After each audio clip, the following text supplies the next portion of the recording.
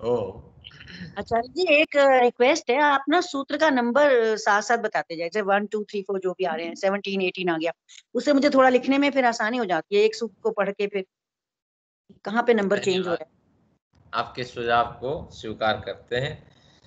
आइए आज मंगलाचरण के रूप में स्तुता मया वरदा ये मंत्र पाठ करते हैं। बड़े दिन से ये मंत्र का पाठ नहीं हुआ है।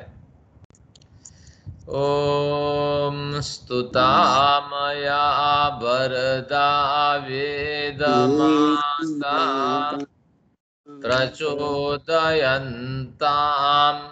पावमानि द्विजानाम् आयुः प्राणं प्रजां पशुं कीर्तिं द्रविणं ब्रह्मवर्चसं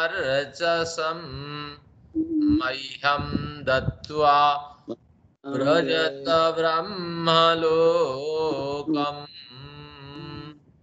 ॐ शान्तिः शान्तिः शान्तिः। सभी सज्जनों, मातृशक्ति, आप सभी लोगों को मेरा अभिवादन, परम पिता का भी अभिवादन, इस परंपरा के सभी आचार्यों का भी नमन। आचार्यों के प्रति हम सभी नमन करते हैं। अभी हमारे सांख्य दर्शन के 5वां अध्याय चल रहा है और सूत्र बड़े शीघ्रता से अब समाप्त तो होते जाएंगे। कपिल को भी समझ लिए और इनके सिद्धांत को भी समझ लिए हैं, अब कठिनाई कुछ नहीं है। तो कल का थोड़ा जो प्रकरण है उसको स्मरण करते हैं। अब हम 15वां सूत्र पढ़ चुके थे, लेकिन 15वां सूत्र का जो प्रकरण है वो शुरू होता है 13वें सूत्र से। इस प्रकरण का नाम है अविद्या प्रकरण। 13वें से 19वें सूत्र तक अविद्या का प्रकरण चलेगा। तो आप जो नोट करते हैं नोट कर लीजिए, कहीं प्रश्न आएगा कि अविद्या के प्रकरण में संख्याचार्य ने क्या कहा। 5 नंबर का प्रश्न आपको आएगा एग्जाम में। आपको तो एग्जाम नहीं देना है, लेकिन समझ लीजिए अगर आया तो आप है। 13वें सूत्र से 19वें सूत्र तक के जो विचार हैं वो प्रस्तुत करेंगे। तो अब ये कड़ी 13वें पे एक नजर डालते हैं। 13वें पे क्या बात चलती है कि नाविद्या शक्ति योगो निस्संगस्य, निस्संग जो ईश्वर है उसमें अविद्या का प्रवेश नहीं हो सकता। अविद्या उसको भ्रमित नहीं कर सकता असक्ति। तो इसलिए निस्संग जीवात्मा भी है। जीवात्मा क्यों अविद्या से पीड़ित होता है? अब इसका समाधान ये है कि जीवात्मा के साथ एक अंतःकरण का आवरण होता है। तो जीवात्मा अल्पज्ञ होने से अपनी भावनाओं को अभिव्यक्त करने के लिए उसको किसी के सहारा लेना पड़ता है। जैसे बुढ़ापा हो जाने पर एक डंडे के सहारे से व्यक्ति चलता है। तो इसलिए अल्पज्ञ जीवात्मा को ज्ञान आदि की प्राप्ति के लिए, और वो तो सर्वज्ञ है ही नहीं, अल्पज्ञ है, ज्ञान आदि की प्राप्ति के लिए उसको अंतःकरण की सहायता लेना पड़ता है। और अंतःकरण में अविद्या हावी हो जाती है, और जिसके कारण जीवात्मा को अविद्या प्रेरित हम कहते हैं। तत्वतः जीवात्मा तो नित्य शुद्ध बुद्ध मुक्त हम पढ़ चुके हैं। तो इसलिए जीवात्मा का जो मूल स्वरूप है, जो निस्संग स्वरूप है, और असंगोयम पुरुष आदि के रूप में जिस जीवात्मा का कथन हुआ उसमें विद्या का प्रवेश नहीं होता है। और साथ में परमेश्वर में भी विद्या का प्रवेश नहीं है। ना विद्या शक्ति योगो, अविद्या की जितनी भी शक्ति हो उस अविद्या की शक्ति का योग निस्संग परमात्मा में होता ही नहीं है। इस तरह उन्होंने जीवात्मा और परमात्मा का निषेध कर दिया अविद्या के साथ। फिर कहते हैं 14 में तद्योगो तत्सिद्ध्यावत, तद्योगे तत्सिद्धौ अन्योन्याश्रयत्व, तदयोगे अविद्या के योग हो जाने से तत्सिद्धौ अविद्या का वहां होना माना जाएगा। तो अन्योन्याश्रयत्व हो जाएगा। इसमें क्या कहता है, ये जो टीकाकार है, इन टीकाकार ने भी बढ़िया ढंग से इसको स्पष्ट किया। पुरुष का अविद्या शक्ति से योग होने पर, पुरुष का, कौन पुरुष, जो जीवात्मा पुरुष है, परमात्मा पुरुष है, तो अविद्या की सिद्धि में अन्योन्याश्रय दोष होगा। क्या कहना चाहते हैं, अगर शक्ति योग मान लेंगे, ऊपर तो मना किया था, अगर अविद्या का थोड़ा सा लेस मात्र संपर्क है, कोई ज्यादा संपर्क नहीं है, अविद्या थोड़ी देर के लिए परमेश्वर में हावी हो जाती है, अगर इतना माने तो परमेश्वर के साथ अविद्या का अन्योन्याश्रय संबंध होगा। अन्योन्याश्रय का मतलब जिसको छोड़ करके जो पृथक अस्तित्व में आ ही नहीं सकता, जिसको छोड़ करके जो नहीं रह सकता, उसका नाम अन्योन्याश्रय है। एक के होने पर दूसरे का होना ही सिद्ध होगा, और एक के न होने पर दूसरे का होना ही सिद्ध नहीं होगा। जैसे अगर जहां जहां ब्रह्म है वहां वहां थोड़ी थोड़ी अविद्या होगी, ये सिद्धांत लागू हो जाएगा, और जहां थोड़ी थोड़ी अविद्या है वहां भी ब्रह्म का थोड़ा थोड़ा स्पर्श होगा। तो इस तरह अगर कहेंगे तो अन्योन्याश्रय दोष आ जाएगा। जिसे हम ब्रह्म मानते हैं और जिसे अनासक्त मानते हैं, निर्गुण मानते हैं, और जिसे यह सर्वज्ञ सर्वविद यस्य ज्ञानमयम तपः, जो ज्ञानमय स्वरूप वाला है, विद्यामय स्वरूप वाला है, तो उसमें भी थोड़ी सी अविद्या कहीं छिपी रहती है, ये बात स्वीकार करना पड़ेगा। और ये अन्योन्याश्रय दोष से ब्रह्म युक्त नहीं है। अन्योन्याश्रय दोष दूसरों के लिए हो सकता है, राम रावण में लागू हो सकता है, राम लक्ष्मण में लागू हो सकता है, जहां जहां राम है वहां वहां लक्ष्मण है, दोनों की मित्रता हो सकती है। इत्यादि स्थलों में बहुत से क्षेत्र ऐसे हैं जहां पत्नी होगी वहां पति अवश्य होगा सुरक्षा के लिए। तो इस तरह कहीं कहीं ये अन्योन्याश्रय दोष का प्रयोग हो सकता है, लेकिन ब्रह्म और अविद्या के संबंध में अन्योन्याश्रय का आरोप आप लगा नहीं सकते।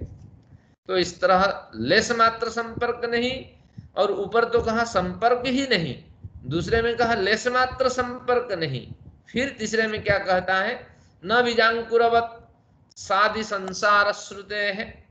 कहते हैं ये जो संसार है वो शादी है, यानी आदि के साथ युक्त है, इसके उत्पन्न होना देखा गया है। यानी कार्य संसार, कार्य जगत का एक कथन है, कार्य जगत जो है वो शादी है और परम पिता जो है वो अनादि है। तो इसलिए शादी और अनादि में भेद हो गया, और जब संसार बना तब अविद्या संसार पे हावी होकर के अपना प्रभाव विस्तार करने लगी, तो जिसके कारण से फिर भ्रम फैला। तो इसलिए सादी संसार से अविद्या उत्पन्न होती है, व सादी संसार में अविद्या हावी हो जाती है, ये हम मान सकते हैं। जब संसार सादी है, आदि के साथ युक्त है, संसार बनता है, तो अविद्या भी सादी है, अविद्या भी बीच में आती है, और संसार विनाश हो जाता है, यानी कार्य जगत समाप्त हो जाता है, और अविद्या की भी समाप्ति हो जाती है, ये मानना पड़ेगा। अगर ऐसा नहीं मानेंगे तो बीजांकुर न्याय लागू हो जाएगा। कि बीजांकुर न्याय क्या है, अंकुर पहले है या बीज पहले है, तो ये समस्या होती रहेगी। बीज बोएंगे तो अंकुर होगा, अंकुर होगा तो फिर वो पल्लवित होकर के बीज को जन्म देगा। तो इस तरह ये जो न्याय है इसका कोई सटीक समाधान नहीं है कि ये कब अंकुर उत्पन्न हुआ, कब बीज उत्पन्न हुआ, प्रारंभिक स्वरूप क्या था, ये कुछ हम कह नहीं सकते। और हम भी कहते हैं कि एक अमैथुन सृष्टि से ये सारी सृष्टि बनी, लेकिन उससे पूर्व ये बीज अंकुर ये सब कहाँ मौजूद रहे इत्यादि, इसका कोई संतोषजनक उत्तर जैसे हमारे पास नहीं। अब परमेश्वर में रहते हैं तो किस रूप में रहते हैं, सूक्ष्म रूप में रहते हैं, तो उस समय सबसे पहले बीज प्रकट होता है, या परमेश्वर बीज के रूप में प्रकट करता है, या ऐसे प्रकट कर देता है, तो अंकुर को ऐसे प्रकट कर दिया, फिर अंकुर, किस अंकुर से कौन सा बीज निकलेगा, तो इत्यादि। इसमें जिस तरह क्या कहेंगे ना, कोई संतोषजनक उत्तर नहीं है। बौद्धिक विद्वान को जिस तरह संतोषजनक उत्तर नहीं मिलते, तो इस तरह अगर अविद्या को ब्रह्मनिष्ठ मानेंगे और थोड़ा सा लेस मात्र ब्रह्म स्पर्श मानेंगे, तो इस तरह संतोषजनक उत्तर नहीं मिलना है। क्योंकि ब्रह्म अनादि है और सादी संसार है, और सादी संसार के बीच में ये कभी कभी कभार अविद्या आ जाती है और उसमें इतनी हिम्मत है कि ब्रह्म को तिरस्कृत कर दें और ब्रह्म पे सवार हो जाए, हावी हो जाए, तो ये ग्राह्य नहीं है। तो जो भी यहाँ का अर्थ है इसको आप भूल जाइए, लेकिन वास्तविक जो अर्थ है मैं कह रहा हूं इसको समझिए। अब इसी अविद्या का प्रकरण 19 तक चलेगा। अब हम आज का प्रकरण शुरू करते हैं। ये कहते हैं विद्या तो अन्यत्वे ब्रह्म बाध प्रसंग। यहां सबसे पहले आप जिनके पास पेन है वो लिख लीजिए। अविद्या की दो परिभाषा करते हैं। एक परिभाषा विद्या के सदृश और दूसरी परिभाषा विद्या के विपरीत। तो अविद्या दो तरह की, अविद्या कहते ही ये दो तरह के अर्थ होंगे। विद्या के पूर्णतः विपरीत है, तो जहां विद्या है वहां अविद्या नहीं होगी, जहां अविद्या है वहां विद्या नहीं होगी। और विद्यान्यत्व कहने पर विद्या भी रहेगी उसमें, अविद्या भी उसमें रहेगी, और दोनों में कोई विरोध नहीं होगा। तो इस तरह अविद्या का प्रकरण इसमें है। जैसे विद्याम च अविद्याम च हम पढ़ते हैं, वहां क्या होता है, सादृश्य अर्थ में लेते हैं। विद्या को भी जानना चाहिए, अविद्या को भी जानना चाहिए। तो विद्या तो नहीं है, लेकिन विद्या सदृश जो कर्म उपासना आदि है उसकी भी बड़ी आवश्यकता है, क्योंकि इससे ही वास्तविक विद्या परिशुद्ध होती है। तो इस प्रयोजन से तो अब यहाँ अर्थ लगाते हैं। 16वें सूत्र पे आ जाइए। विद्या तो अन्यत्वे, इसमें क्या कहा, विद्या तो विद्या से अन्यत्व की कल्पना करे। तो विद्या तो अन्यत्वे स्वरूपे कल्पने सती, विद्या से अगर हम सादृश्यार्थक ले लें कि विद्या से जो अविद्या है वो सादृश्यार्थक है, यानी विद्या तो नहीं है लेकिन विद्या के समान है, कुछ न्यून गुण उसमें दिखाई पड़ते हैं, जिसके कारण हम उसको क्या कहते हैं कि उसको अविद्या कहते हैं। अगर इस तरह अविद्या को माने तो इसमें क्या होगा कि ब्रह्म में दोनों रह सकते हैं। विद्यामय तो ब्रह्म है, यस्य ज्ञानमयम तपः, ज्ञानमय, ज्ञान का मतलब ही विद्यामय ब्रह्म है। लेकिन अगर अविद्या को हम सादृश्यार्थक माने, जैसे विद्या भी जाननी चाहिए अविद्या भी जाननी चाहिए, यहाँ दोनों ही जानना जरूरी है, क्योंकि अविद्या और विद्या अगर सादृश्यार्थक ले लेंगे दोनों में विरोध नहीं होगा। तो विद्या भी हमें चाहिए अविद्या भी चाहिए। इसी तरह अन्यत्व का अर्थ है, अन्य अर्थ ले लें, सादृश्यार्थक ले लें।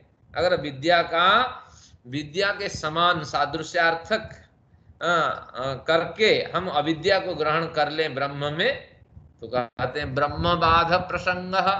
अब ब्रह्म यानी परमेश्वर, जिस परमेश्वर की प्राप्ति के लिए हम प्रयत्न करते हैं उस परमेश्वर में बाधा उत्पन्न होने लगेगी, परमेश्वर की सत्ता ही नहीं बचेगी। उस परमेश्वर में अगर अविद्या आ जाती है, भले ही थोड़ी सी आ जाए, तो तात्पर्य ये हुआ कि परमेश्वर जो ब्रह्ममय है, ज्ञानमय है, विद्यामय है इत्यादि परिभाषाएं हमें प्राप्त होती है, और वेद कहता है उस परमेश्वर में भी थोड़ी सी अविद्या रहती है, ये मानना पड़ेगा। तो परमेश्वर फिर क्या है, न विद्या कहलाएंगे न अविद्या कहलाएंगे। तो विद्या अविद्या से प्रेरित परमेश्वर इस तरह अगर होगा तो फिर हमें कोई लाभ नहीं मिलने वाला है, क्योंकि वो ही धीरे धीरे अविद्या अगर थोड़ी सी है फिर वृद्धि होकर के शंकर के सिद्धांत के समान परमेश्वर को मलिन बनाएंगे, और परमेश्वर अविद्या से अगर प्रेरित हो जाए तो फिर विद्या शक्ति उसकी परमेश्वर की लुप्त हो जाएगी। और यहाँ भाष्यकारों ने बढ़िया अर्थ किया कि जो थोड़ी सी अविद्या है, अगर पूर्व पक्षी इस तरह विचार रखें, उसी थोड़ी सी अविद्या से प्रेरित होकर ये जो परिणाम से युक्त कार्य जगत है उसको ईश्वर बनाता है। ईश्वर की विद्या शक्ति तो है ही 99% है, लेकिन जो 1% अविद्या शक्ति है उससे प्रेरित होकर ईश्वर ये जो परिणाम युक्त कार्य जगत है उसको बनाता है। अब शंका यहाँ उठी, ब्रह्मवाद प्रसंग की शंका कि ब्रह्म भी अविद्या से प्रेरित होकर कार्य जगत बनाता है, इसको मानोगे या नहीं? ना मानोगे। तो ब्रह्म अगर अविद्या प्रेरित हो गया तो बस सिद्धांत तो खंडित ही हो गया कि ब्रह्म भी अविद्या प्रेरित होकर के कुछ न कुछ कार्य कर लेता है। तो इसलिए ये सिद्धांत किसी को भी ग्राह्य नहीं है, ब्रह्म में अविद्या है और अविद्या प्रेरित होकर छोटा मोटा कुछ कार्य करता ही है। जब दोनों व्यक्ति विपरीत गुण धर्म वाले रहेंगे तो अच्छे गुण वाले व्यक्ति के द्वारा अच्छे कार्य होंगे, और जो गलत गुण धर्म वाले व्यक्ति वो तो एक दो गलत कार्य करेगा ही करेगा, उसका स्वभाव ही है। तो विद्या प्रेरित ब्रह्म 99% होने पर भी उसमें अविद्या के सवार हो जाने से कुछ ना कुछ तो कार्य उस अविद्या के कारण से ही होगा, और ऐसा नहीं कि निष्कारण अविद्या वहां मौजूद है और उसका बिल्कुल मौजूद होना ही जरूरी है, इस तरह आप कहेंगे तो ये ग्राह्य नहीं, ये बालकों के समान कथन है। तो इसलिए ब्रह्मवाद प्रसंग, हम विद्या को अविद्या को सादृश्यार्थक मान नहीं सकते, तो विद्या से अन्यत्व सादृश्यार्थकत्व ग्रहण करने पर ब्रह्म का बाध हो जाएगा, ईश्वरीय सिद्धांत खंडित हो जाएगा। तो इसलिए ये हमारे लिए ग्राह्य नहीं है। अब अगला सूत्र 17वां सूत्र देखिए, अबाधे नैष्फल्यम।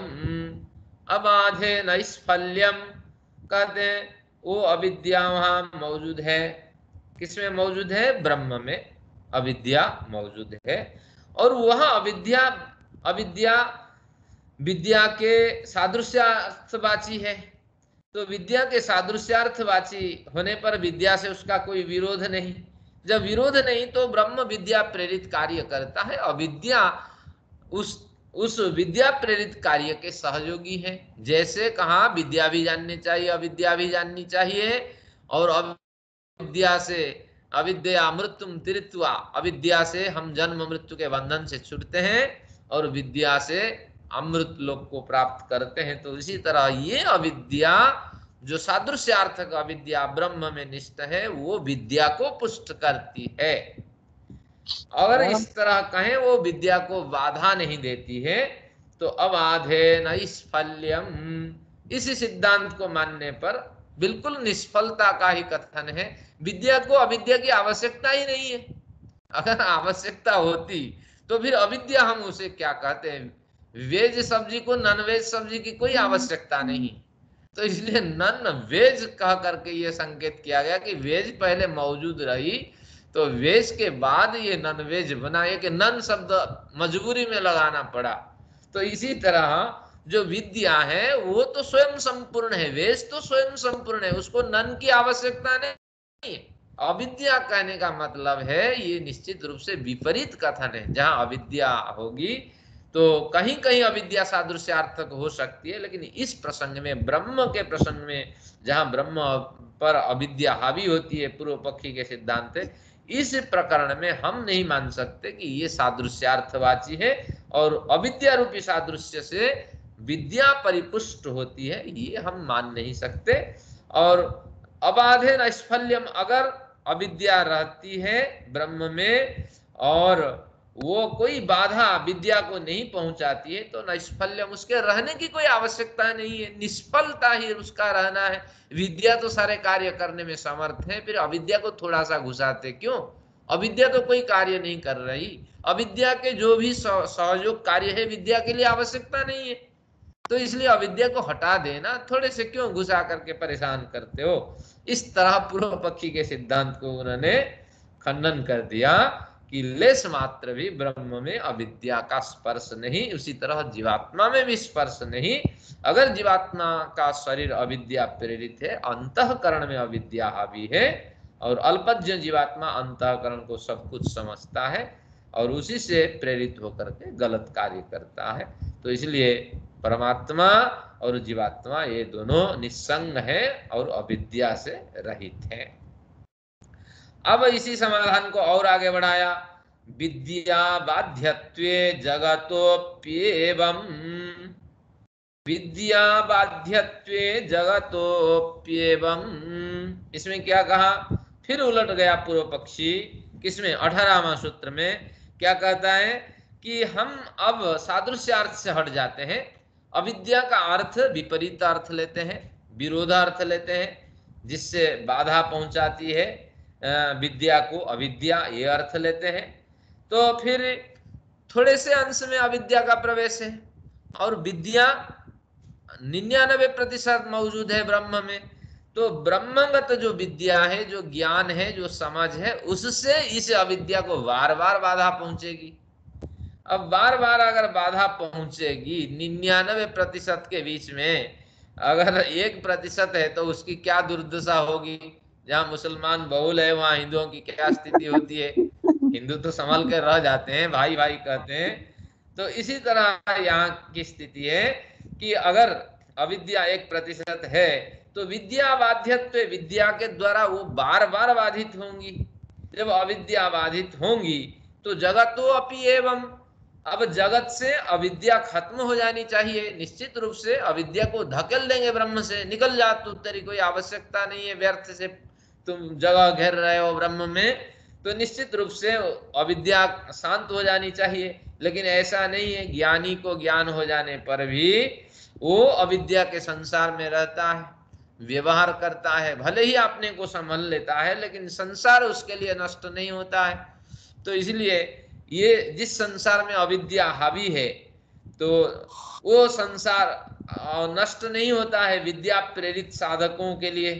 तो इसलिए जगतो अपि एवं, जगत भी इसी तरह अविद्या से प्रेरित जगत दिखाई पड़ता है उस आत्मज्ञानी के समक्ष। तो इन्होंने क्या लिखा जगदीश्वरानंद ने, यदि विद्या से अविद्या की बाधा नाश हो जाती है तो उस अविद्या से उत्पन्न हुए जगत का भी नाश हो जाना चाहिए, क्योंकि अविद्या भ्रांति फैलाती है और जगत के बीच में अविद्या एक वृत्ति है, अंतःकरण की एक वृत्ति है, वो आके हावी हो जाती है। तो जब ज्ञान हो जाता है ये वृत्ति हट जानी चाहिए। जब वृत्ति हट जाती है तो संसार का भोग भी हट जाना चाहिए, लेकिन कुछ ना कुछ तो आत्मज्ञानी भोग करता रहता है, क्योंकि प्रारब्धवश है। तो इसलिए देखा जाता है अविद्या पूर्णतः हटती ही नहीं है। तो इसलिए इस सिद्धांत को आपने जो प्रस्तुत किया है आप भूल जाइए, ये सिद्धांत 100% गलत है। अब समाधान देते हैं 19 में। तो वास्तविक स्वरूप क्या है अविद्या का, ये कहते हैं तद्रूपत्वे साधित्वम, तद्रूपत्वे साधित्वम।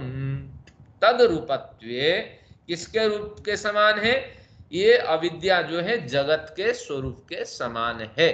जिस जगत के बीच में अविद्या रूपी वृत्ति उभरती है तो अविद्या ये जगत के रूप के समान है। और जगत के रूप के समान है तो जगत जैसे विनाशशील है अविद्या भी विनाशशील है। जगत जैसे सादी है अविद्या भी सादी है। आदि के साथ अविद्या भी उत्पन्न होती है और विनाश को प्राप्त करती है। तो इस तरह मान लेने से जो सादी है उसका अनादि के साथ क्या संबंध है। अनिल अंबानी के साथ हमारा क्या संबंध है। हमें तो हम पत्र भी लिखने पर वो पत्र तो वहां तक पहुंचेगा ही नहीं। वो पत्र उसके पिए ही फाड़ के फेंक देगा कि आवश्यकता ही नहीं है। तो इसी तरह जो हमारे पास क्या है, अनादि है, उस अनादि तत्व के साथ ये सादि तत्व संसार का भी कोई संबंध नहीं है। और संसार के बीच में व्यक्तित्व जीवात्मा में उभरने वाली जो वृत्ति है अविद्या, वह अविद्या भी सादी है, इसलिए अनादि के साथ इन दोनों का कोई संबंध नहीं है। तो इस तरह विद्या और अविद्या की चर्चा है, लेश मात्र भी संपर्क नहीं और पूर्णतः संबंध नहीं, और बीजांकुर के समान प्रश्न उस पर लागू नहीं हो सकता, दोष उसमें लागू नहीं हो सकता। और विद्या के समान अविद्या ये सिद्धांत भी ग्राह्य नहीं है। और विद्या से जब सारे कार्य संपन्न हो जाते हैं, अविद्या का व्यर्थ ही कल्पना करके निष्फलत्व का कथन कर रहे हैं। और विद्या से अविद्या अगर है तो निश्चित रूप से अविद्या को खदेड़ दिया जाएगा। तो फिर ये अनादि जो परमेश्वर है, सादी संसार और उसके साथ ये सादी अविद्या, इसका कोई संबंध नहीं है। इस तरह एक प्रकरण यहाँ पूरा हो गया और ये आधा घंटा हमारा ये प्रकरण ले लिया। चलिए अब एक नया प्रकरण शुरू करते हैं। क्या प्रकरण है? न धर्मापलापः प्रकृति कार्य वैचित्र्यात् न धर्मापलाप। अपलाप, अपलाप का मतलब है कि बकवास, अपलाप का मतलब व्यर्थ कथन।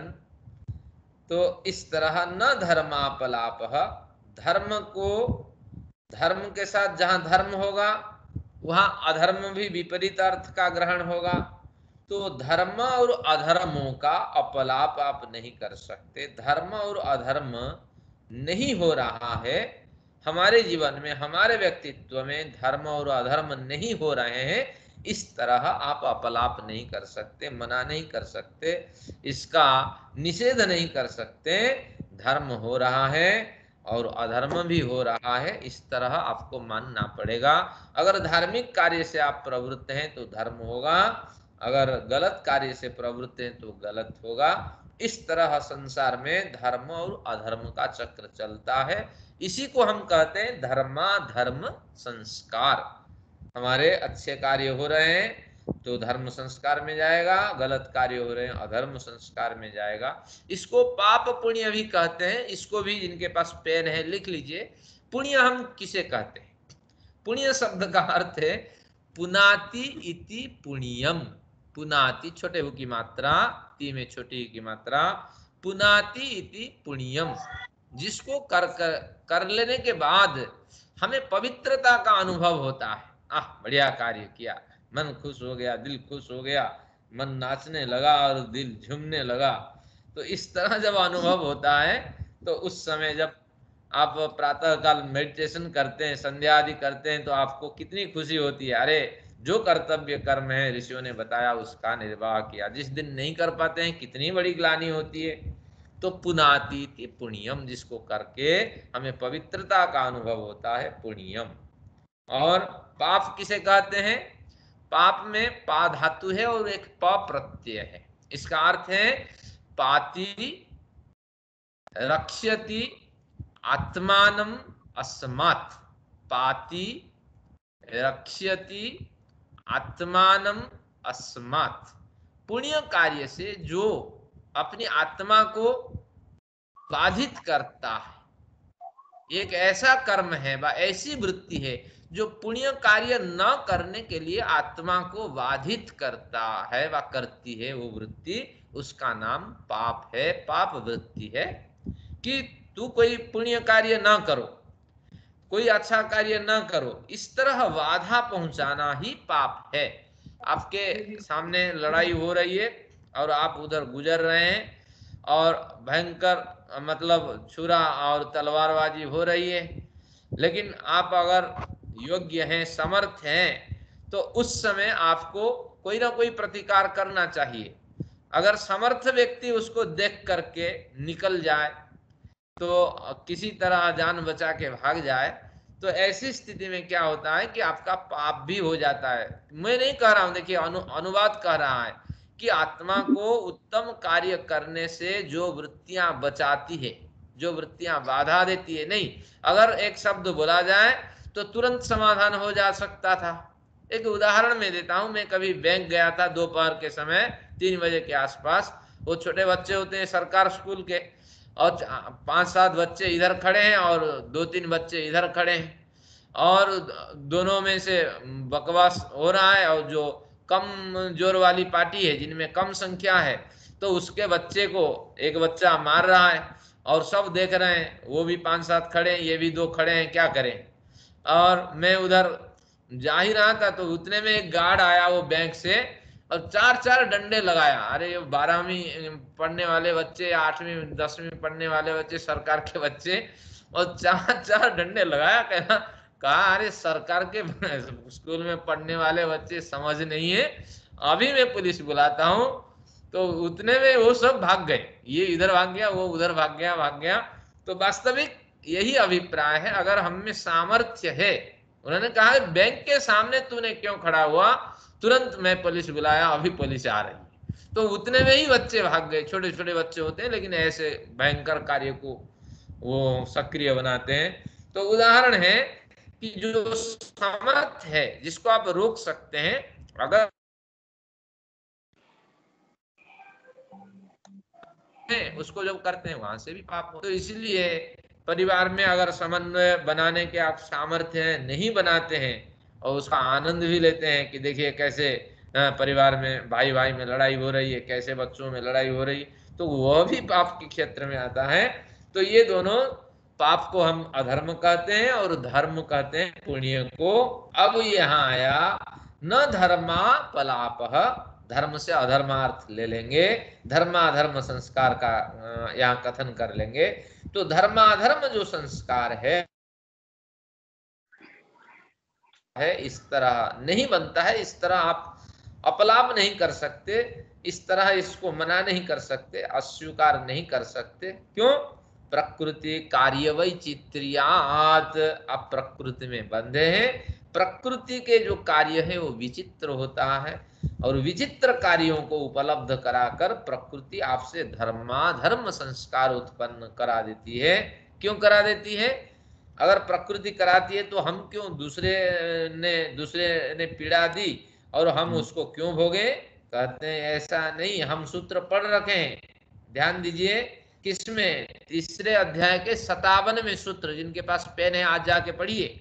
तीसरे अध्याय के 57 में कहा कर्म निमित्त योगात प्रकृति प्रवृत्ति, कर्म निमित्त योगात प्रकृति प्रवृत्ति। प्रकृति वहां प्रवृत्त होती है, कहाँ प्रवृत्त होती है? भोग लेके वहां पहुंच जाती है। कहाँ पहुंच जाती है? कर्म निमित्त योगात, जिसके जैसे कर्म है। देखिए बहुत से लोगों को 1 तारीख को देखिए पेंशन मिल गई, बहुत से लोगों को बड़े दिन से पेंशन भी नहीं मिली। ये देखिए समस्या कैसी है।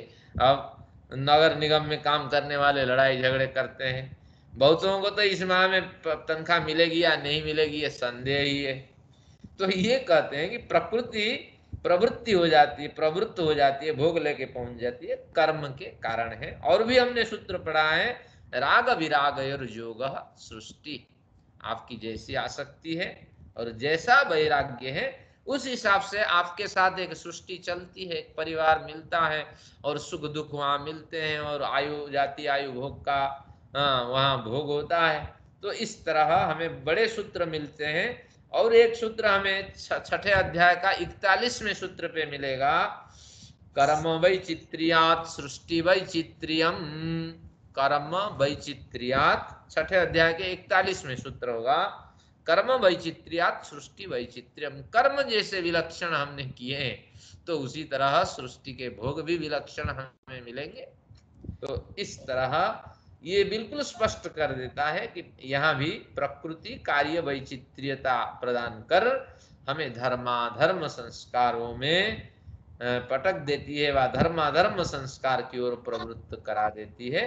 क्योंकि ऐसे ही कर्म हमारे संस्कार में हुए हैं और उसी को वो उपलब्ध करा देती है। वो भी ईश्वरीय प्रेरणा से सब होता है। अचेतन प्रकृति कहाँ हमें क्या उपलब्ध कराएं, तो सब कुछ वही ईश्वर कराता है। आगे उसका निषेध किया था, कर्म ही फल दे सकता है, और अनुराधा मैडम जी ने बढ़िया काव्य श्रृंखला में बता दिया कि ये संभव ही नहीं है, क्योंकि अचेतन कहाँ हमें फल दे सकता है। तो देने वाला तो वही परम पिता है, वो सब उसी की मेहरबानी है, ये समझ करके चलना है। और जैसे हमने कर्म किए हैं भोग तो ऐसे ही मिल रहा। कहते हैं हम नहीं मानते हैं पूर्व पक्षी कि आपने जो कहा हमने कर्म किए हैं, कोई प्रमाण है? हमें इस परिवार में डाल दिया, अंधा बना दिया, बधिर बना दिया, क्या क्या हमारे साथ ये कर दिया, कोई प्रमाण नहीं है। हम इसको नहीं मानते हैं और हम इसको स्वीकार नहीं करते हैं, बल्कि हम तो ईश्वर को गालियां देते हैं कि उसने बर्बाद कर दिया हमारा जो जीवन है, हमारी जो जिंदगी है उसके कारण बर्बाद हो गई। तो अगर इस तरह आरोप लगाते हैं तो समाधान कपिल देते हैं, श्रुतिलिंगादिभिः तत्सिद्धिः, श्रुतिलिंगादिभिः तत्सिद्धिः। एक बढ़िया वैष्णव संत ने लिखा है, क्या है वो, शायद साउथ इंडियन संत रहे होंगे। सर्प पे सोते कौन है? वहाँ के जो शेष साई भगवान है। वैष्णव संतों ने बहुत कुछ भक्ति रूप दिया है। शेष साई भगवान पे सोते हैं वहाँ के भगवान त्रिवेंद्रम के। तो वो कहते हैं कि तू भयंकर एक सर्प है, कालिया नाग है, तू सबको डसता है, मेरी पत्नी को भी डस दिया, मेरे बेटों को भी डस दिया, हाँ मेरे परिवार के सबको तूने समाप्त कर दिया डस डस करके। अब मैं तुम्हारी शरण में आया हूं और तुम आराम से सर्प के पर सो करके मुझे डरा रहे हो अपने फन से। तो निश्चित रूप से तू ही घातक व्यक्ति है, तू ही मार डालने वाला व्यक्ति है। तो इसलिए मैं भक्ति के साथ साथ क्या करता हूं ना, अपनी जो व्यथा वो प्रकट कर रहा हूं कि तूने मुझे सुख नहीं दिया, हमेशा दुख ही दिया, दुख ही दिया। क्या मेरे दुख भोगने से तुम्हें खुशी मिलती है बताओ? मेरे जो काम वृत्तियों की कुंठाएं उत्पन्न कर तुझे आनंद मिलता है बताओ? तो इस तरह ये वैष्णव संत का एक उद्गार है। तो भक्ति के कई स्वरूप होते हैं, ये भी एक भक्ति का स्वरूप है, क्रोधमयी भक्ति। जब नारद भक्ति सूत्र पढ़ेंगे तब उसमें बड़ा आनंद आएगा। भक्त कई तरह के ईश्वर के प्रति निवेदन करता है। तो क्रोधमयी भक्ति यानी संत है लेकिन वो क्रोध भावना से ईश्वर पे आरोप लगाता है, तो सबको डसने वाला है, मुझे भी डस दिया, मुझे भी ये साधु सन्यासी बना करके तू बड़ा आनंद ले रहा है, और जब तुझे आनंद मिल रहा है तो क्यों ना मैं उस आनंद तुझे देता रहूं। सब कुछ चला गया, लो मेरे से जो आनंद तुझे लेना है ले लो। तो इस तरह कुछ इसमें विपरीत अर्थ से भी भक्ति का कुछ स्रोत निकल के आता है। कभी नारदीय भक्ति सूत्र पढ़िए, बढ़िया भक्ति सूत्र है। गीता प्रेस से न ले, गीता प्रेस की जो किताब है वो कृष्ण को वहां जोड़ देता है। नारद तो उपनिषद का व्यक्ति रहा और उसके कृष्ण लीला को जोड़ देता है। देखो कृष्ण और गोपी के बीच कैसा संबंध है, तो वो तात्पर्य नहीं है। कृष्ण और गोपी के चित्र उस नारदीय भक्ति सूत्र में देने से वो धूमिल हो जाता है। तो बहुत कुछ अभी पढ़ने का है, अभी तो सांख्य दर्शन पे चलते हैं। तो यहाँ भी विपरीत अर्थ में माता जी कही होगी, माता जी की बिल्कुल आप गलत कह रहे हैं कि उसने मर्जी से ये सब करता है, और हमारे भी कहते हैं, कुरान भी यही कहता है, बढ़िया कार्य करते रहो, हाँ, और उत्तम कार्य करते रहो, कितना भी अच्छा करो बुरा करो वो सब ईश्वर के ऊपर है, वो किसको स्वर्ग भेजेगा किसको नर्क भेजेगा वही जाने।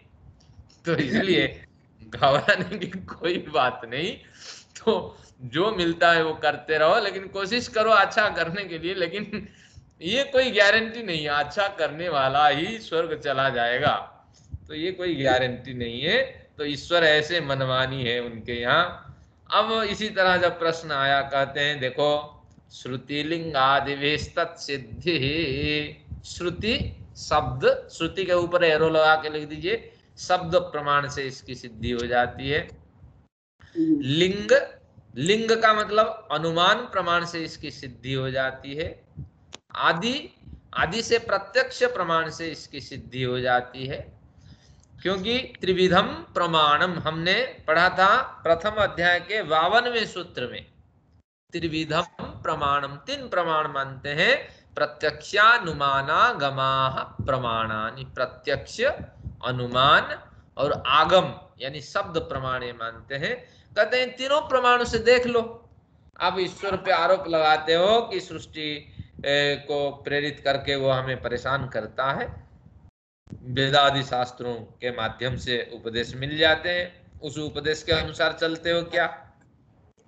अनुमान प्रमाण भी लगाइए कि देखिए आपके साथ परिवार में सब रहते हैं, लेकिन कुछ लोगों को परिवार में रहने से खुशी होती है और कुछ लोगों को दुख भी होता है, और आपके साथ पढ़ने वालों में कोई तेज पढ़ने वाला है और कोई मंद पढ़ने वाला है। तो इस तरह आप अनुमान लगा के देख लो, आपके बगल आपकी जितनी जमीन है उतनी जमीन पड़ोसी के पास भी है, लेकिन पड़ोसी बड़ी तरक्की कर रहा है और आप बहुत पिछड़े हुए हैं। तो तात्पर्य ये हुआ कि ये सब शब्द प्रमाण से, लिंग अनुमान प्रमाण से आप लगा लें कि इसके पीछे कोई ना कोई तो कारण रहा होगा जिसके कारण से ये अभिवृद्धियां मेरी रुकी हुई है, आध्यात्मिक प्रगतियां मेरी रुकी हुई है, भौतिक समृद्धियां रुकी हुई है। तो शब्द प्रमाण भी ले लेते हैं, वेद का एक ले लेते हैं, क्या कहते हैं, विश्वतो चक्षुरुता विश्वतस्पाद विश्वतो बाहुरुता विश्वतो मुखः संबाहुभ्याम धमति संपतत्रिर्द्यावा भूमि जनयन् देव एकः। ऋग्वेद का मंत्र है। कहते हैं विश्वतो मुख, उस ईश्वर के 1000 मुख हैं। 1000 बहुत्व का वाचक है। आप सभी के मुख जितने हैं ईश्वर के मुख उतने हैं, क्योंकि ईश्वर सर्वव्यापक है। जितने भी प्राणी हैं उनके जितने भी मुख हैं सभी मुख ईश्वर के ही है। उतने ही नेत्र हैं, उतने ही चक्षु हैं उसके, और उतने ही पैर हैं, उतने ही हाथ हैं, ये कह दिया। फिर क्या कहता है, समबाहुभ्याम धमति, वो पृथ्वी द्यूलोक को अपनी भुजाओं से चमकाता है, गतिशील बनाता है। ईश्वर की भुजा कहां से आए? जो ईश्वरीय शक्ति है, ऊर्जा है, उस ऊर्जा में ऐसी ताकत है कि वो द्यूलोक को, बड़े गैलेक्सी को, ब्लैक होल्स को, हाँ, बड़े सक्रिय रूप से घुमाता है। और समबाहुभ्याम धमति संपतत्रेयी, पतत्रेयी यानी आपने गमनशीलई ही, पदभी ही, अपने पैरों से वो क्या करता है, द्यावा भूमिम जनयन, भूमि को भी वो खूब जोर से घुमाता है, यानी पृथ्वी को परिक्रमा की दिशा में वो घुमाता है। तो इसलिए उस ईश्वर से आप कुछ नहीं छिपा सकते, कुछ नहीं छिपता, सारे कार्य को देखता है। अगर आप ईश्वर पे आरोप लगाते हो तो मनमानी करके प्रकृति को बीच में डाल के परेशान करता है, लेकिन ऐसा नहीं, वो सर्वज्ञ है, सभी तरह वस्तुओं को देखता है। एक बढ़िया मंत्र आता है, ऋग्वेद का मंत्र है, क्या कहता है, यह तिष्ठति चरति यस्य वंचति। आज वेदा हमारे मंगल कामना सत्संग है, वेद का व्याख्यान होना चाहिए। एक मंत्र और ले लेता हूं, यह तिष्ठति चरति, जो व्यक्ति बड़े होशियारी से काम करके छिप जाता है और बिल्कुल बैठा रहता है। उदाहरण जैसे दिया जाए, एक व्यक्ति सो रहा था कंप्यूटर के सामने, उसके मालिक कहता है भैया कंपनी लॉस में चल रही है, तू सो रहे हो? वो कहता है सोता नहीं हूँ, मैं कुछ डिजाइनिंग कर रहा हूँ, तो उसके बारे में सोचता हूँ इसको किस तरह मैं और एक्टिव करूँ। तो इसी तरह यह तिष्ठति, इस तरह बहुत से लोग हैं, कोई देख ही नहीं रहा है तो कार्य कर देते हैं। तो कहते हैं उसको भी ईश्वर देखता है। चरति, जो घूमता हुआ चलता ही रहता है, अरे जाऊं मालिक और परेशान करेगा और काम बताएगा। तो उस तरह जो भी कार्य का चोरी करता है या किसी तरह मालिक के साथ असद व्यवहार करता है, यह तिष्ठति चरति, या जो घूमता ही रहता है, कुछ करना नहीं है, नौकरी खत्म, बस अब तो जो जिंदगी पढ़ना लिखना कुछ नहीं है। आज बढ़िया प्रकरण में बताता हूँ, प्रवेश मैडम जी के घर गए और 10 क्विंटल किताब उनके घर से हम लेके आए हवन के बाद। तो समझ लेना चाहिए उन्होंने इतने कार्य किए हैं, तो फिर उसको स्क्रूटिनाइज करेंगे। तो उस तरह बहुत से लोग हैं जो रिटायरमेंट के बाद कुछ नहीं करना है, अरे घूमो फिरो ऐश करो, कोई चिंता नहीं, अब तो जिंदगी जाने वाली है। तो इस तरह जो भी करता है ईश्वर उसे देखता है। यह तिष्ठति चरति यस्य वंचति, जो प्रकाश रूप से ठगता है, मैं ऐसा करूंगा तुम क्या कर लोगे मेरे, बताओ, इस तरह जो बल पे दम पे इस तरह करता है। यस्य वंचति यो नीलायम चरति, जो गुप्त रूप से कुछ कर देता है और पता नहीं लगता है। यह प्रत्यक्षम, जो सामने ही करता है, आंखों के सामने काट के चला जाता है, गलत कार्य करता है और कोई जवाब हम लोग दे नहीं पाते, जवाब देंगे तो हमारे वजूद भी खतरे में। तो फिर कहते हैं दो सन्निसद्य जन मंत्र, दो व्यक्ति मिलकर के जो कानाफूसी करते हैं और कोई तीसरा कान जान ही नहीं पाता, एक व्यक्ति उसके कान में कहता है एक कान में, और उससे उसका कान भी भरता है, इसका कान भी भरता है, दोनों व्यक्तियों के कान ही भरते हैं और तीसरा व्यक्ति उसमें प्रवेश ही नहीं कर पाता है। कहते वेद राजा वरुण तृतीय, यो वरणीय परमेश्वर तीसरा व्यक्ति बन करके उसको सुन रहा होता है। तो ऐसे जो परमेश्वर वेदों में बताया गया, उससे कुछ नहीं छिपता, आपके कार्य नहीं छिपते हैं और आपके विचार भी नहीं छिपते हैं। तो निश्चित रूप से वो उस हिसाब से फल देता है जो आपके कर्म है। और लिंग अनुमान आदि से आप लगा लीजिए कि संपन्नता विपन्नता, किसी का एक साधु बन जाना और किसी का अध्यात्म मार्ग में प्रवेश न होना, और इस मार्ग में प्रवेश होने पर भी वैराग्य की प्राप्ति न होना, ये सब लिंग से समझ लीजिए। आदि से प्रत्यक्ष से आप देखते हैं कि बहुत से गलत कार्य हम करते हैं और जब योगी न होने के कारण उनके प्रति अफसोस भी नहीं होता है। तो इस तरह ये प्रत्यक्ष रूप से हम देख लेते हैं, क्योंकि हमारी पात्रता है ही नहीं, हम गलत कार्य करते हुए भी समझ ही नहीं पाते हैं गलत कर रहे हैं। तो इस तरह ये कहते हैं इन प्रमाणों से जान ले निश्चित रूप से कोई ना कोई गलत कार्य हमसे हुए हैं जिसके कारण से हम व्यथित रहते हैं, पीड़ित रहते हैं। तो ये कहते हैं धर्माधर्म संस्कार क्यों बनता है, ना प्रकृति के द्वारा ईश्वर करवाता है, क्यों करवाता है, ना श्रुति लिंग प्रमाण आदि से समीक्षा करने पर पता लगता है कोई ना कोई गलत कर्म संस्कार इसके पीछे कारण है, और ईश्वर उन सब के चश्मदीद गवाह है, प्रत्यक्ष दृष्टा है, उसके हिसाब से वो फल देता है। अब 22वें सूत्र पे चलते हैं। न नियमः प्रमाणान्तरावकाशात्, न नियमः प्रमाणान्तरावकाशात्। कहते तीन प्रमाण आपने मान लिए, शब्द, अनुमान और प्रत्यक्ष। जैसे देशांतर भिन्न देश, ऐसे प्रमाणांतर भिन्न प्रमाण। तो इसके अतिरिक्त और कुछ प्रमाणों से भी हम जान सकते हैं इस बात को। प्रमाण और क्या क्या है ना, प्रमाण 8 होते हैं, शास्त्रों में बताए गए हैं, केवल सुन लीजिए, लिखने की आवश्यकता नहीं है, वो प्रकरण भी नहीं है। प्रत्यक्ष, अनुमान, उपमान, शाब्द, अर्थापत्ति, अनुपलब्धि, संभव और ऐतिह्य, इस तरह प्रमाण होते हैं। तो इनके माध्यम से हम ज्ञान प्राप्त करते हैं। कहते हैं तीनों में आप क्यों उलझे हुए हो? पूर्व पक्षी कहता है प्रमाणांतर अवकाशात, कुछ और प्रमाणों को जोड़ करके ये जो कार्य हमने किए हैं जिसके कारण हमें सजा मिल रही है या खुशियां मिल रही है, तो उसकी पुष्टि कर सकते हैं। कहते हैं न नियमः, ये अड़े रहते हैं उसी में। तीनों प्रमाणों के अंदर ये बाकी जो 5 प्रमाण आ जाते हैं, एक पृथक रूप से और 5 प्रमाणों को मान करके विषय को मत बढ़ाइए। तो कपिल कहते हैं नहीं नहीं, ये तीनों से सब हो जाता है। न नियमः प्रमाणांतरावकाशात्, भिन्न प्रमाणों को अवकाश देने के लिए कोई राजा का नियम नहीं है, कोई विशेष आदेश नहीं है, क्योंकि वो 5 प्रमाण हम भी मानते हैं, लेकिन इन्हीं के अंदर उनको अंतर्भाव कर दीजिए, इसी के अंदर वो समा जाते हैं। इस तरह उन्होंने कहा कि तीनों प्रमाणों से हम जान सकते हैं। फिर कहते हैं, फिर आगे कहते हैं शायद स्वयं ही जो सिद्धांत दिए उस सिद्धांत में एक अपवाद होता है, स्वयं ही समझ जाते हैं नहीं नहीं, ये प्रमाण को तो विशेष रूप से उल्लेख करना चाहिए। क्या कहते हैं? उभयत्राप्येवम्, उभयत्राप्येवम्, उभयत्र, उभयत्र यानी दोनों में, दोनों कौन? धर्म और अधर्म संस्कार में भी इस तरह श्रुति प्रमाण को प्रामाणिक रूप से हमें मानना चाहिए। अब श्रुति प्रमाण को क्या मानना है, इसको खोलते हैं। ये कहते हैं कि इस प्रकार श्रुति प्रमाण आदि से धर्म और अधर्म दोनों की सिद्धि में समान निर्देश जानने चाहिए। तीनों प्रमाणों में धर्म और अधर्म इन दोनों की सिद्धि के लिए विशेष रूप से श्रुति प्रमाण ही कारगर है।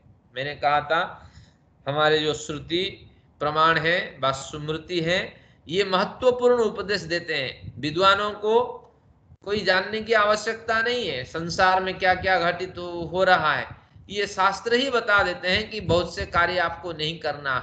क्या कहते हैं? अक्षयिर्मादिभ्य, तुम जुआ मत खेलो।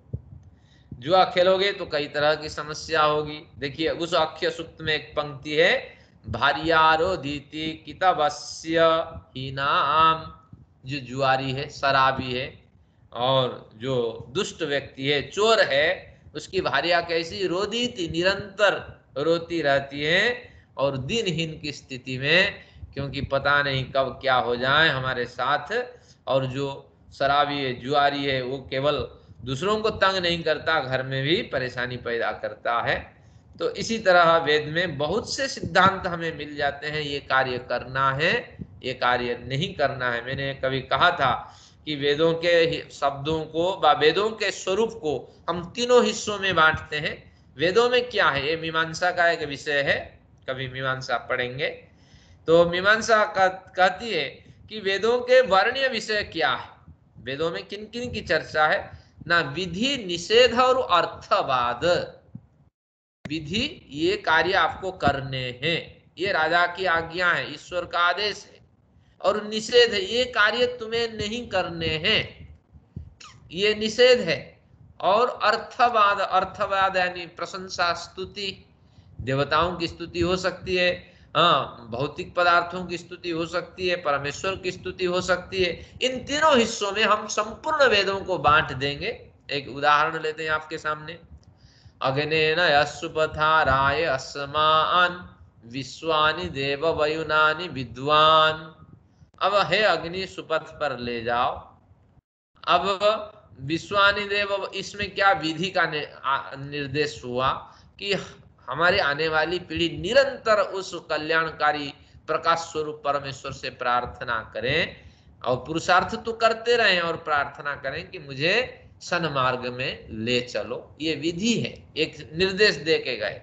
और देखिए अर्थवाद आगे आ रहा है, विश्वानि देव वयुनानि विद्वान। विश्वानि वयुनानि विद्वान, विद्वान यानी जानने वाला। विश्व की बनावट को तुम ही जानने वाले हो, हम तो जानते ही नहीं है किस कारण से इस परिवार में आए, कितने दिन रहेंगे, आगे क्या हमारे साथ स्थितियां होगी, हम ही नहीं जान पा रहे हैं। ये विश्व की बनावट को तुम जानने वाले हो। तो ये किसकी प्रशंसा हो रही है? अग्नि की, अग्निस्वरूप परमेश्वर की। ये अर्थवाद, अर्थवाद शब्द का अर्थ है प्रशंसा, ये प्रशंसा भी है। आगे देखिए आगे क्या कहता है, युयोध्य समत जुहुराणमेनो, युयोधि असमत जुहुराणम एनः।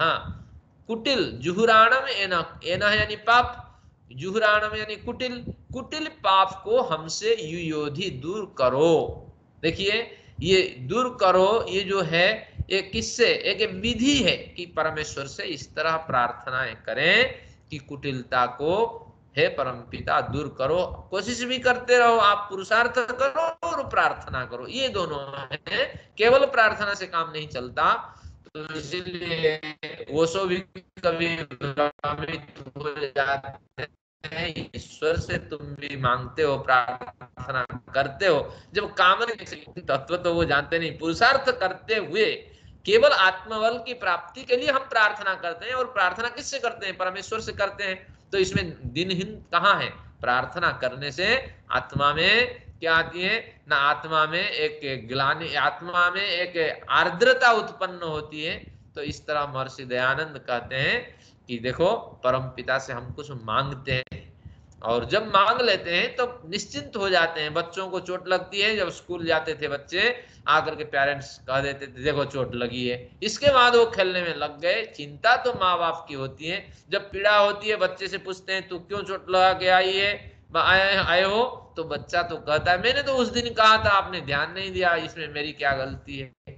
तो इसी तरह हम निरंतर अपनी व्यथाएं निवेदित करते रहें और भूल जाइए, और आगे ईश्वर जाने क्या है हमारे साथ घटित होना है, क्या नहीं होना है।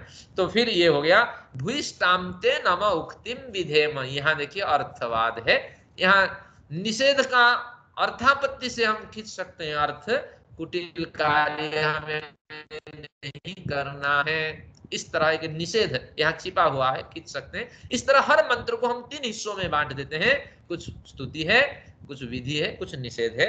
तो यही कहते हैं वह अत्राप्येवं वेदों में अनेक सिद्धांत हैं, अनेक मंत्र हैं, जिनसे हमें क्या मिलते हैं ना, विधि निषेध अर्थवाद रूपी अनेक प्रमाण मिल जाते हैं, और उससे सिद्ध हो जाता है हमारी क्या स्थिति है, हमारे साथ क्या घटित हो रहा है। और आगे हमारी जीवनचर्या अगर इस तरह चलती रहेगी तो आगे हमारी क्या दुर्दशा होने वाली है।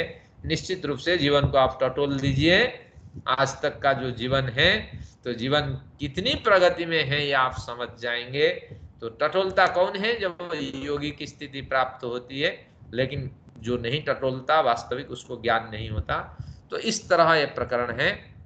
आगे हम इस प्रकरण को नहीं बढ़ाते हैं और यहीं इसको रोकते हैं। आगे क्यों नहीं बढ़ाते हैं? क्योंकि आगे कुछ नया प्रकरण आएगा। तो आज 2 प्रकरण हुए, अविद्या की चर्चा हो गई और कार्य कारण का संबंध वर्णित हो गया कि निश्चित रूप से कारण तो कुछ है जिससे ये भयंकर कार्य हमें प्राप्त होते हैं।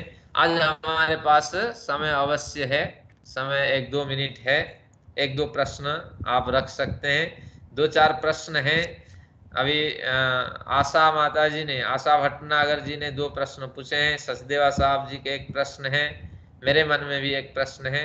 इन 4-5 को मिला करके किसी एक सत्र का आयोजन करते हैं, और कुछ हल्के फुल्के प्रश्न हैं तो आप रख सकते हैं। आचार्य जी, हाँ, अभी आपने ये विद्या और अविद्या का सारा बताया ना, इसमें पूरा 2 क्लासेस हमारी इसी के ऊपर हुई। ये हाँ जो ईशोपनिषद के मंत्र है ना, 4-5 जो हमारे उसके हैं यजुर्वेद के, ये भी बिल्कुल। बड़े कॉम्प्लिकेटेड है। कभी इनको भी थोड़ी सी सत्र रखे, विद्या विद्या संभूति असंभूति, और ये 4 या 5 मंत्र है मेरे ख्याल, बड़े वो हाँ भी कॉम्प्लिकेटेड, उनको भी समझना बड़ा ही मुश्किल होता है, अगर नहीं, कभी आपके सरल पास है समय हो। नहीं कि मतलब थोड़ा विद्या को भी हमें, समझाइए उसको भी। हाँ, हाँ मैं बता देता हूँ, देखिए 2 मिनट में। विद्या को भी हमें जानना चाहिए, अविद्या को जाननी चाहिए। तो नहीं अब उसमें ना अविद्या एक का बात और मतलब, आती है आचार्य जी, उसमें ना एक मैंने जैसे अर्थ पढ़ा ना, कि अगर आप ये करोगे तो आप कुएं में जाओगे, और ये करोगे तो खड्डे में जाओगे। ये मेरे को सब मतलब क्लैरिटी नहीं हुई इस बात की, कहाँ पे? है ना कुछ ऐसा। एक मंत्र है ना, मैं कल निकाल के रखूंगी, हाँ मुझे बता दीजिएगा। अंधतम अंधतम प्रविशन्ति, जो अंधतम, हाँ वो हाँ, वाला वो वाला जो मंत्र है अन्नम ना, एक तमः है ना। प्रविशन्ति ये अविद्याम उपासते, इसी के साथ हाँ है। देखिए मैं हाँ खोल लेता हूं। केवल पहले विद्या अविद्या समझ लीजिए। विद्या यानी ज्ञान, पूर्णतः ज्ञान 100% उसमें है। और अविद्या क्या है ना, कुछ न्यूनता है। जैसे अभी हमने पढ़ा कि समान, विद्या के समान तो एक वृत्ति है, लेकिन कुछ न्यूनता है, विद्या के साथ उसका विरोध नहीं है। विरोधार्थ नहीं, हम तो अविद्या का विरोधार्थ ले लेते हैं, भ्रांति में फंस जाते हैं। तो जहां अ शब्द आएगा उसके 5 अर्थ होते हैं, लेकिन यहां हमें 2 अर्थ ग्रहण करना है विशेष रूप से। एक समान अर्थ, उसके समान है लेकिन कुछ न्यूनता है, और एक विरोधार्थ ग्रहण करना है, लेकिन ईशोपनिषद के प्रकरण में विरोधार्थ लेना ही नहीं है।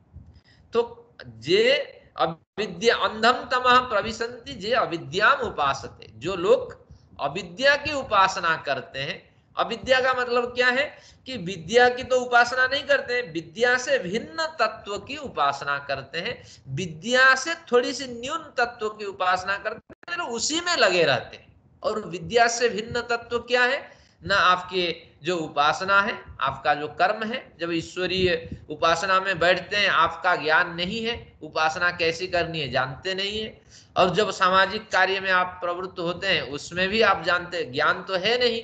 जब ज्ञान है नहीं तो उस सामाजिक कार्य में जब प्रवृत्त होते हैं, तो उसमें फिर आपको आत्मग्लानि होती है, आपको सम्मान की चाह होती है, फिर अनिच्छा होती है, अरे ये कार्य नहीं करना, छोड़ दिया जाए।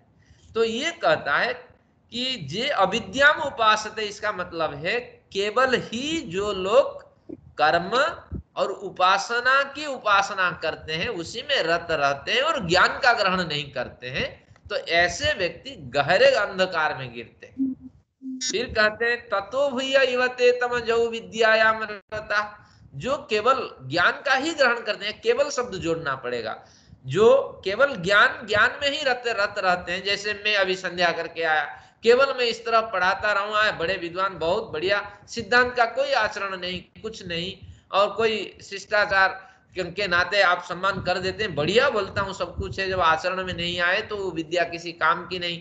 जब अगर उपासना नहीं हो रही है, समाज सेवा नहीं हो रही है, तो निश्चित रूप से केवल विद्या की उपासना हो रही है। तो ये कहते हैं ततो भूय युवते तम, वो व्यक्ति उस अविद्या की जो खाई है उससे भी गहरे खाई में गिरता है जो विद्या की उपासना करता है। तात्पर्य हुआ, जो अध्यापक हैं, जो प्रोफेसर लोग हैं, जो संस्कृत के भी बड़े दिग्गज विद्वान हैं, अगर वो ज्ञान की उपासना केवल ही करते रहते हैं, मेडिटेशन नहीं करते हैं, और साथ में संसार में कोई समाज कल्याण मूलक कार्य नहीं करते हैं, समाज सेवा नहीं करते हैं, तो ये भयंकर अंधेरे में गिरते हैं, क्योंकि अगले बार जो संस्कार उनके पास है वो खत्म हो गए, उसको भोग लेंगे। तो फिर आगे कहता है समाधान, ये दोनों को जानना चाहिए। यानी अविद्या का मतलब हुआ यहाँ कि आपका ईश्वर उपासना और कर्म सेवा, ये अविद्या, और विद्या का मतलब पूर्ण ज्ञान, इन दोनों को जान करके जो साथ साथ इन दोनों का अनुष्ठान करते हैं, तो उससे अविद्या से विद्या को बल मिलता है और विद्या परिशुद्ध होती है और अविद्या से हम मृत्यु के भय से दूर हो जाते हैं और विद्या के कारण परम तत्व को प्राप्त करते हैं। तो ये तीनों का कथन हुआ है कि अकेले दोनों का अनुष्ठान नहीं होना चाहिए, बिना ज्ञान पूर्वक ईश्वर उपासना न करें, समाज सेवा न करें, और अगर समाज सेवा ईश्वर उपासना नहीं करते, केवल ज्ञान में रत रहते हैं, तो भी उससे कोई फल नहीं है। और दोनों को मिलाकर और तीनों बन करके जब आप समाज में प्रवृत्त होते हैं, ज्ञान पूर्वक उपासना और ज्ञान पूर्वक सेवा, ये तीनों अगर जीवन में चलती रहती है तो निश्चित रूप से परम लोक की प्राप्ति होती है। तो मैं समझता हूँ ये जो 2-3 मिनट महत्वपूर्ण रहा तो रहे, तो इसके माध्यम से ये विषय स्पष्ट हो गया। कोई कठिन नहीं है, शास्त्रों में प्रवेश हुआ है, बहुत कुछ स्पष्ट हो जाएंगे। तो मैं समझता हूँ इंदिरा माता जी, हाँ बोलिए, आपको स्पष्ट हुआ है? वेद संस्थान में आपने इस पर लेक्चर लिया था ना एक? हाँ बिल्कुल, एक ऑडियो रिकॉर्डिंग में, वीडियो रिकॉर्डिंग भी है, मैं भेज दूंगा। हाँ, तो वो हाँ उससे लाभ मिलेगा। आचार्य जी कल की भी है रिकॉर्डिंग, जो कल हुआ प्रोग्राम उसकी रिकॉर्डिंग भी है क्या? हाँ, वो मुंबई से कंडक्ट था तो उनको लगेगा 3-4 दिन। ठीक है, तो भेज देना। हाँ, क्योंकि जब उनसे 2 बार निवेदन कर सकते हैं कि आप भेज दें, हमारे हाथ में तो नहीं है, फिर वो सुविधा से भिजवा देंगे। चलिए धन्यवाद, आज अविद्या की चर्चा हो गई, विद्या की उत्तर कर लिया था, इसका उत्तर कर लिया था क्या? वो जो मंत्र होते हैं वेद के, उसमें जो पुस्तक होती है उसके अंदर ऊपर ऊपर लाइनें लगी होती हैं, कोई सीधी, कोई हॉरिजॉन्टल, वर्टिकल, ये निशान, ये क्या एक प्रश्न था, तो इसका उत्तर लिया था। ये क्या होते हैं, ये मुझे भी समझना है। अब देखता हूँ, 5 जिनको जाना है जा सकते हैं, बढ़िया रोचक प्रकरण है। इन स्वरों के माध्यम से हम जान लेते हैं कि वास्तविक इस शब्द का क्या अर्थ है। जैसे संस्कृत आप पढ़े, अस्मत् शब्द माम मा आवाम नो अस्मान्न, द्वितीय विभक्ति के प्रथम वचन, प्रथम जो द्वितीय विभक्ति जो एक वचन है उसमें 2 प्रयोग होते हैं, माम मा। तो माम कहिए या माँ कहिए, माँ का मतलब मुझे, माम का मतलब मुझे। अब वहां माँ है, एक अव्यय आता है माँ, तो माँ का मतलब निषेध है। अब वेद में माँ प्रयोग हुआ है, माँ हिंसी। हम कैसे जानेंगे कि ये माँ मुझे मत मारो या मुझे मारो? माँ का मतलब मुझे, हिंसी यानी मारो, मुझे मारो या मुझे मत मारो, हम कैसे जानेंगे? तो उसके अंदर होता है, सूत्र होते हैं व्याकरण में, अगर वो अव्यय है तो उसके नीचे स्वर नहीं होंगे। तो माँ हिंसी आज जाके देखिए, जहां जहां लिखा है तो उसके नीचे, माँ के नीचे स्वर नहीं होंगे। तो उस बल पे हम पकड़ लेते हैं इसको, ये निश्चित रूप से अव्यय है और निषेधार्थक अव्यय है, मत मारो मुझे, ये अर्थ निकाल लेते हैं। तो ऐसे क्रिया को पकड़ने के लिए संस्कृत व्यापक भाषा है, तो सबके नीचे आपकी अंडरलाइन मिलेगी, वो एक क्रिया मानी जाएगी, और जिसके नीचे अंडरलाइन नहीं है वो संबोधन माना जाएगा। तो ये स्वर बड़े महत्वपूर्ण होते हैं। इसके हिसाब से जो भाष्य करते हैं, आजकल हजारों लोग विद्वान भाष्य करते हैं, लेकिन जब हम लोगों के पास आते हैं भाष्य, हम देख लेते हैं कि ये व्यक्ति स्वरों का नियम का उल्लंघन किया है, मनमानी कुछ कर दिया है। ये स्वर ही बता देंगे कि इसका अर्थ ये होगा, अगर उसने तोड़ मरोड़ दिया तो बस गया। तो इस तरह बहुत से ग्रंथ बने हैं, राधा चरित्र भी वेद से निकाल देते हैं, कृष्ण चरित्र भी निकाल देते हैं, लेकिन कब निकलता है? जब स्वरों को तोड़ देते हैं। लेकिन राधा कृष्ण तो अब 5000 साल पहले पैदा हुए, वेद तो कहाँ के? तो इसलिए स्वर ही पकड़ लेता है कि ये विद्वान कहाँ गलती कर रहा है और भाष्यकार बनने की कितनी चाह। शब्दों के ऊपर भी तो लाइनें होती है ना, नीचे नीचे भी, ऊपर भी, ऊपर जो होती है स्वर कहते हैं, हॉरिजॉन्टल वर्टिकल जो स्वर होते हैं वही बता देते हैं कि ये शब्द का वास्तविक अर्थ यही है। अब राधा अर्थ खींच नहीं सकते, कृष्ण अर्थ खींच नहीं सकते, ये बता देते हैं। और इसमें व्याकरण का ज्ञान होता है, वो हम लोगों के लिए आनंद देने वाला है। आप तो आनंद लीजिए। और महर्षि दयानंद काफी स्वरों का स्वीकार करते हैं, कहीं कहीं स्वरों को तोड़ देते हैं। सायणादि भाष्यकार भी इस तरह करते हैं, कहीं समस्या आती है तो स्वरों को हटा देते हैं, फिर हम लोग संगति बैठाते हैं, स्वर नहीं हटनी चाहिए, क्या होना है। तो इस तरह समस्या है। तो स्वर महत्वपूर्ण होते हैं, वेदों को पढ़ने के लिए ये ज्ञान जरूरी है। धन्यवाद। आइए सत्र समाप्त करते हैं। आप सभी लोगों का बहुत बहुत धन्यवाद। तो अगले सत्र में बहुत रोचक प्रकरण आएंगे, इसको भी पढ़ेंगे। ओम द्यौः शान्तिरन्तरिक्षं शान्तिः पृथिवी शान्तिरापः शान्तिरोषधयः शान्तिः वनस्पतयः शान्तिर्विश्वे देवाः शान्तिर्ब्रह्म शान्तिः सर्वं शान्तिः शान्तिरेव शान्तिः शामा शान्तिरेधि। ॐ शान्तिः शान्तिः शान्तिः। वैदिक अभिवादन आप सभी लोगों को सप्रेम नमस्ते, धन्यवाद। आप कर्मठ स्वस्थ बने रहिए, यही प्रार्थना है। ओम।